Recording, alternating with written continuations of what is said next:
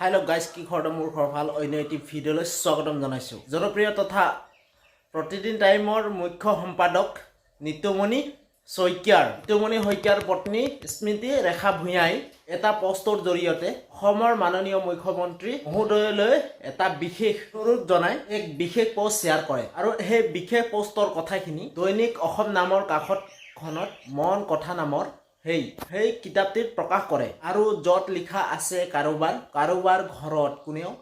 ঘৰত নেচাওতে মলঙি নাযাও উকে নধৰক বাহিৰলৈও নাযাও কোনোবা বিশেষ বিশ্ববিদ্যালয়ত মহাবিদ্যালয়ত সম্পত্তি হৈ অতত সিঁচৰিত হৈ থকাকৈ ভাল ব্যক্তিগত পুথিভঁৰালবোৰ সকলোৱে পাব পৰাকৈ একে ঠাইত হওক আৰু সেয়েহে পুথিভঁৰালৰ প্ৰস্তাৱ আগবঢ়াবলৈ বিচাৰো অসম চৰকাৰৰ প্ৰতি মাননীয়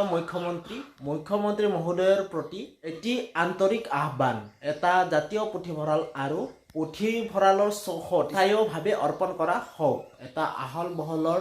সন্মুখত পাৰ্কিং পানী ফটো ষ্টেটকে ধৰি উন্নতম সা সুবিধা ৰাখক এই বিষয়ৰ ওপৰত আপোনালোকৰ মন্তব্য কমেণ্টত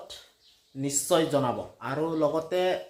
তেওঁ মাননীয় মুখ্যমন্ত্ৰীলৈ ডক্টৰ হিমন্ত বিশ্ব ডাঙৰীয়ালৈ অনুৰোধ জনাই লিখে যে মাননীয় মুখ্যমন্ত্ৰী মহোদয় আশা কৰিছোঁ মোৰ এই প্ৰস্তাৱ কেইটা আপোনাৰ কোনোবাই দৃষ্টিগোচৰ কৰাব আপুনি কিবা এটা উদ্যোগ ল'ব নেওগ ছাৰৰ পুথিভঁৰালটো অতি পদক্ষেপেৰে আমি ৰাখিব নোৱাৰাটো অসমৰ বাবে ডাঙৰ ক্ষতি আৰু যাতে নেহেৰাই প্ৰিয় দৰ্শকসকল আপোনালোকে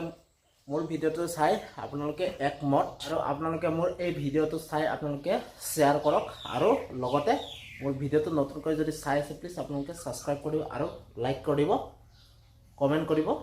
আৰু ছাবস্ক্ৰাইব কৰিব তো ঠিক আছে তেতিয়াহ'লে বাই বাই নতুন এটা ভিডিঅ'লৈ লগ পাম বাই বাই